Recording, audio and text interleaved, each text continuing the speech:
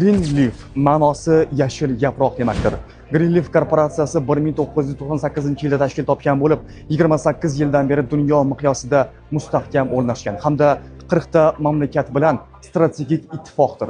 Greenleaf korporatsiyasi 6 ta rivojlangan yirik mamlakatlar Germaniya, Shveysariya, Italiya, Fransiya, Yaponiya hamda Xitoy bilan shartnoma imzolagandir. 2016-yildan beri ushbu davlatlar Greenleaf brendi ostida o'z mahsulotlarini internet orqali MLM sotishni yo'lga qo'ydi.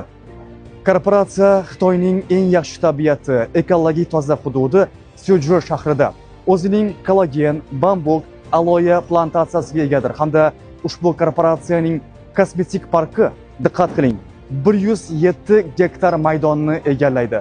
Bu taxminan yangi O'zbekiston bog'i bilan teng degani. Greenleaf korporatsiyasi iste'molchilarga arzon narxlarda 8000 xildan ziyod bo'lgan mahsulotlarni taklif qiladi.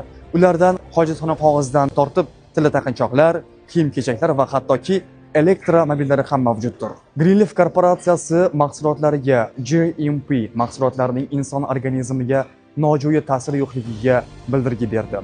ISO mahsulotlarning sifat va brendlik darajasiga kafolat berdi. Halol mahsulotlarni har qanday musulmon davlatlari va insonlar iste'mol qilishligi to'g'risida kafolat berdi. UKAS qolgan barcha hujjatlarni tasdiqlovchi yuridik kuchga ega bo'lgan sertifikatdir. Qadrli vatandoshlar, haqiqatan ham Greenleaf yashil barg demakdir.